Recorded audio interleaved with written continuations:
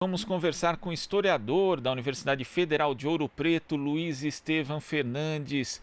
Bom dia, Luiz. Bom dia a todos.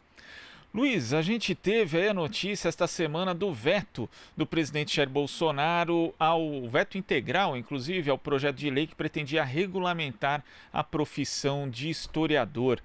Várias entidades já se manifestaram a respeito, foi uma articulação política feita no Congresso Nacional durante muito tempo e, de repente, o presidente Jair Bolsonaro diz que ele, seguindo orientações ali da Advocacia Geral do Ministério da Economia, acaba realizando esse veto. Como que você viu isso, Luiz? Olha, Glauco, eu vi com indignação, porque essa é uma demanda da nossa área há muito tempo, né? Desde os anos 60 há várias tentativas de regulamentar a nossa profissão. E o que aconteceu essa semana foi mais uma atitude que eu diria que foi completamente provável que se dê num governo como o do Jair Bolsonaro, mas bastante difícil de encarar, que é o veto total ao projeto de lei, que foi discutido por mais de 11 anos, até que se chegasse uma versão final para que agradasse a todas as entidades e todo mundo que lida com história no nosso país, né? E, inclusive, falando, das entidades, existe aqui uma manifestação da Associação Nacional de História, que eu vou ler um trecho aqui, que diz o seguinte: o presidente vetou o projeto por medo e por má fé, mas a evidência histórica está aí para todo mundo ver. Enquanto milhares de pessoas morrem, o presidente está preocupado em vetar a profissão de historiador, essencial para explicar a história e o emaranhado de tragédias que enfrentamos. Você concorda? É mais ou menos essa linha mesmo? A gente tem hoje um presidente da República que tem medo da história, que tem medo dos historiadores? Tem esse lado dele ter medo da história, sem sombra de dúvida, mas vamos pensar o seguinte: eu acho que todo governo autoritário tem medo de história, sempre. Você pode reparar que nós não somos uma área muito privilegiada. Se você for pensar em termos de pesquisa, em termos de recurso para pesquisa, as humanidades, de uma maneira geral, são o patinho feio, são sempre quem recebe menos recurso. Agora, por outro lado, cada vez que entra um governo autoritário, isso não é só no Brasil, isso é em qualquer lugar do mundo, isso são governos autoritários tanto de esquerda quanto de direita, uma das primeiras coisas que se quer mexer é no currículo escolar e uma das principais disciplinas que se quer mexer é história.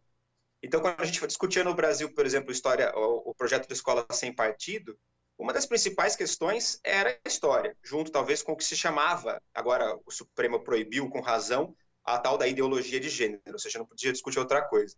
Então é sempre por ali, né? Sempre na biologia ou sempre no campo da história que essas coisas se dão. Eu acho que a gente tem que ficar atento, porque tem um discurso aí por trás que é perigoso. Esse governo está calcado no chamado negacionismo histórico. Veja, a gente tem um presidente da República que nega a ditadura militar, que tem uma versão alternativa, por assim dizer, para a ditadura militar. A gente tem um ministro da Educação que também é um negacionista, e tem várias outras pessoas nesse governo que também o são, né? E estão seguindo certas tendências que são possíveis de se enxergar nas redes sociais, de um revisionismo histórico, para quem não é da área, é um negacionismo histórico, ou seja, é dizer que certas coisas do passado não foram como elas de fato foram, e daí você vai criar uma versão mais rósea, mais doce, mais edulcorada do passado, que sirva para a manutenção de certos privilégios hoje em dia. Então, no fundo, é isso que está em jogo, né? A gente tem que ficar atento a isso. Se você me permite, qual é o grande receio que nós temos em relação a isso? No início do ano, o Ministério da Educação promulgou, muito na surdina, isso quase não foi noticiado na imprensa, mas está lá para todo mundo averiguar, uma reestruturação do MEC. E nesta reestruturação do MEC, havia uma jabuticaba, que ninguém prestou muita atenção, mas está lá. Agora o MEC pode, por força da sua nova configuração, editar materiais didáticos para ensino fundamental, a primeira fase do ensino fundamental e ensino infantil. Quer dizer, fazer isso sem licitação, fazer isso sem passar pelos processos de PNLD, o próprio MEC pode fazer isso. Quer dizer, ao fazer isso, ele pode editar, por exemplo, materiais de história para a criançada, para os pequenininhos. E aí, como é que vai ser? Que tipo de história é essa? Que tipo de história é essa que não é averiguada pelos pares, que carece de uma certa validação do método científico? Isso é muito preocupante, entendeu? Então você percebe que, na verdade, é um projeto por trás. Como eu falei, é desagradável o que o Bolsonaro fez, embora ainda haja a possibilidade de reverter o veto, mas condizente com a postura desse governo. Ainda mais quando se leva em conta que é uma postura anticientífica e história é ciência, né? Não é achismo, não é opinião como querem fazer crer aí alguns apoiadores do presidente. Então, nesse ponto que eu falava do negacionismo ou do revisionismo histórico, né? Existem hoje fábricas de histórias alternativas. Isso é um fenômeno mundial, vamos deixar claro, né? No mundo todo, desde o final dos anos 70, aí vai crescendo isso nos anos 80, e nos anos 90 isso explode. E o que a gente vive hoje, depois de mídias sociais, é um fenômeno sem nenhum tipo de comparação histórica. O que a gente está observando é um enorme crescimento do chamado negacionismo, em várias áreas, né? Hoje em dia tem gente acreditando que a Terra é plana. A gente pode dar risada, pensar que esses são uns louquinhos inofensivos, né? Mas não é. Por trás dessa noção da Terra plana, há toda uma visão criacionista de mundo que quer colocar dentro das escolas, isso começou nos Estados Unidos, uma visão que equipararia o criacionismo bíblico ao evolucionismo. Quer dizer, essas duas coisas não são idênticas, a escola é o local da ciência. Vamos fazer um paralelo, é a mesma coisa que a gente estivesse cobrando que dentro de uma igreja, que é o local da versão criacionista, aparecesse um professor de biologia ou um de geografia explicando outras coisas, quer dizer, não se faz isso, mas agora dentro da escola a gente vai ter a contrapartida. E lembrando que há pouco tempo atrás o Supremo Tribunal tornou obrigatório o ensino de estudo religioso no Brasil também. Então, repare como as coisas vão se articulando. Isso é um grande movimento, não é uma teoria da conspiração. Isso é uma tendência mundial. Estou dizendo que está todo mundo coadunado, mas essas coisas estão acontecendo no mundo todo. Por outro lado, você tem movimento anti-vacina, e aí o retorno de casos de doenças que já estavam extintas. Essas coisas estão todas relacionadas. E no campo da história, no caso do Brasil em específico, a gente voltou a ver gente falando que a escravidão foi benéfica para os negros. A gente voltou a ver pessoas falando que o melhor período que nós vivemos foi o Império. A gente está vendo gente negando a ditadura ou dizendo que a ditadura foi uma dita branda, é uma expressão que se tem acontecendo aí aos montes, que foi um momento grande para o nosso país. Com isso eu desvalorizo a democracia, com isso eu desvalorizo as lutas republicanas, o movimento negro, o movimento indígena, o movimento de mulheres. Quer dizer, por isso que eu estava querendo relacionar. Quando eu crio essa versão mais doce do passado, em que tudo foi bom, inclusive os atos de violência, eu desvalorizo as conquistas da democracia. Eu acho que esse é o projeto em curso, né? No qual o Bolsonaro é uma peça na engrenagem, é uma coisa muito maior, mas é um perigo. Né? Por outro lado, não é que os historiadores resolveriam a coisa, né? Não é que o projeto de lei garantiria que esse tipo de coisa deixaria de existir, que o projeto também teria margem para que isso continuasse existindo. Não é que não existem historiadores que possam não ser isentos, mas o projeto, uma vez aprovado, garantiria uma maior acuidade, um maior cuidado na maneira de se fazer história no nosso país. Luiz, agora a gente vai à participação da Marilu Cabanhas. Oi, Marilu. Olá, prazer em falar com você também. Bom dia.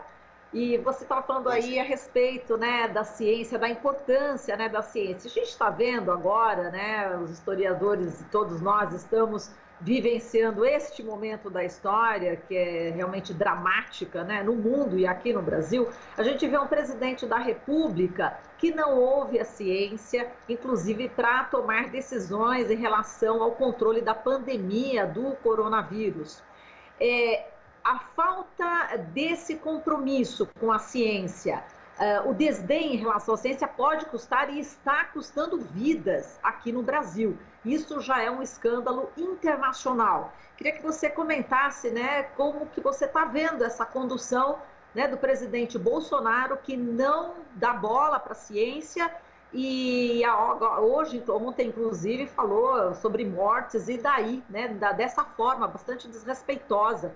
Queria que você comentasse se realmente não ouvir a ciência vai custar a vida das pessoas, né? Não é isso? Eu acho que a gente precisa, Marilu, você tem toda a razão no que você está apontando, mas colocar as coisas em perspectiva. De uma maneira geral, o Brasil não valoriza a ciência, nunca valorizou, né? Nós tivemos momentos, claro, melhores do que hoje a gente está vivendo. A gente está vivendo um fundo do poço, em que parece que o fundo do poço tem um alçapão. A gente pode descer ainda mais, isso que assusta. Mas os investimentos em ciência nunca foram prioritários no nosso país. E a gente precisa se lembrar que ciência é uma coisa estratégica para todo país que cresceu, né? Você apostar em universidades, você apostar em institutos de pesquisa, isso é fundamental. Não só nas humanidades, claro, mas todas as áreas. Existem memes, por exemplo, se você vê circulando online, que mostram essa coisa de uma certa desvalorização das ciências humanas em relação às outras. Aquela história que todo mundo já deve ter visto do doutor em filosofia, que não salva vidas, e aí vai. Mas a gente ajuda a pensar, né? A gente ajuda a pensar, e pensar faz muito bem a um país. Então, agora, o que eu diria nesse momento atual é que a gente nunca sonhou, se alguém me perguntasse 10 anos atrás que o Brasil estaria vivendo um momento obscurantista, como a gente vive hoje, eu teria falhado nessa previsão. Era impossível prever que a gente estivesse tão em combate. Hoje é um projeto desmontar a ciência no Brasil. E o custo disso, você tem toda a razão, é um custo em vidas. A gente está vendo uma curva exponencial crescer e o presidente está dizendo, e daí? Bom, se quem tem a caneta do Executivo Nacional diz, e daí? Meu Deus do céu, onde a gente vai parar? Né? Eu acho que é essa a questão. De novo, eu acho que é um vácuo de lideranças que é mundial, né? Eu não consigo enxergar grandes líderes no mundo pensando essa questão.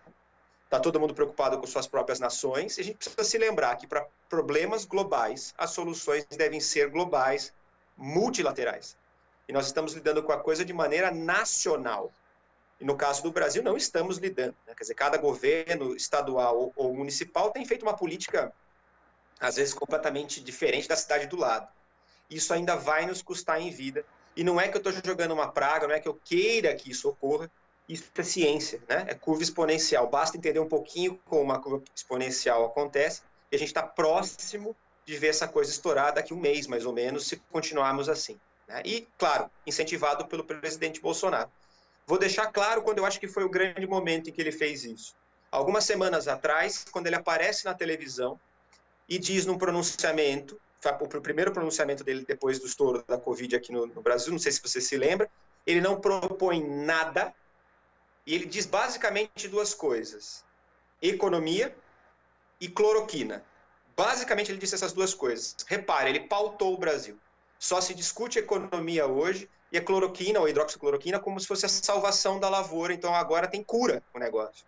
E não tem cura. No mundo todo não tem cura. A única coisa é o isolamento social ou uma perspectiva de vacina que a gente está um ano, pelo menos, dela se efetivar. É perigosíssimo. A política do governo é perigosíssima e vai nos custar vidas. Bem, Luiz, como é que Bolsonaro vai passar para a história?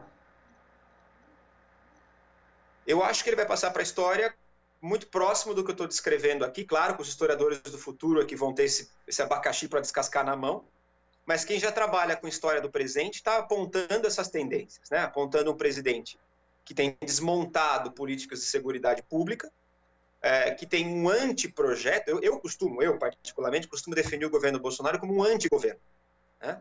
O Bolsonaro não governa, ele desgoverna, ele despropõe coisas. Se você perguntar, por exemplo, para ele qual é o projeto econômico dele, ele vai terceirizar, ele vai dizer que é um homem, o Guedes. Eu fico imaginando se o Guedes sai do governo ou morre, não é que eu estou desejando isso, qual é o projeto do Bolsonaro? Morreu, né? Então, qual é o projeto do Bolsonaro para a justiça? Era o Moro. Agora a gente vai ver com o Mendonça chegando ao poder, quer dizer, mas ele terceiriza. Ele em si não tem um projeto que não seja esse projeto mais obscurantista, esse projeto ligado a um certo negacionismo, que tem a ver com um ultra-individualismo, que quase prescinde do Estado, é quase um anarcocapitalismo, né? Numa tendência que o neoliberalismo seria estendido à sua enésima potência, quase sem projeto. Então eu tenho a impressão que não vai fugir muito disso, mas quem viver verá. Vamos ver daqui a 50 anos esse peso que ele vai entrar para os livros de história. E veja, não é que a história é escrita só para pessoas de esquerda, como se acusa, que só tem historiador de esquerda. Tem vários excelentes historiadores liberais, tem vários excelentes historiadores de todas as matizes de pensamento. O que existe por trás de todos nós é um método histórico que não pode prescindir de documentação, que não pode prescindir de análise dessa documentação e não pode inventar o passado a seu bel prazer. Então, essas coisas que ele está fazendo são amplamente documentadas e nós teremos como averiguá-las já já. Perfeito, Luiz, obrigada, viu? Um abraço para você, te passo para o Glauco, até mais. Marilu, Oi, Marilu e Glauco, diga. se eu pudesse apenas fazer uma propaganda aqui, eu acho que o meu dever como professor universitário também é ajudar a divulgar a ciência, né? Não é isso?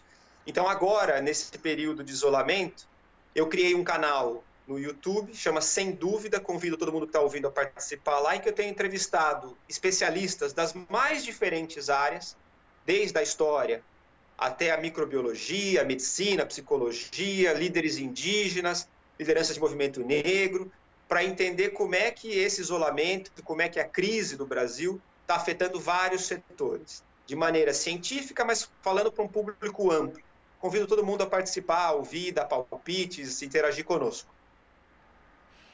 Tá até aparecendo aqui já a propaganda aí, sem dúvida. Isso. Tá certo, Luiz, te passo agora para o Glauco. Parabéns aí, viu, por sua atuação. Um grande abraço. Fica aí o recado, então, para as pessoas acessarem o canal Sem Dúvida do YouTube, do historiador da Universidade Federal de Ouro Preto, Luiz Estevam Fernandes. Muito obrigado, Luiz.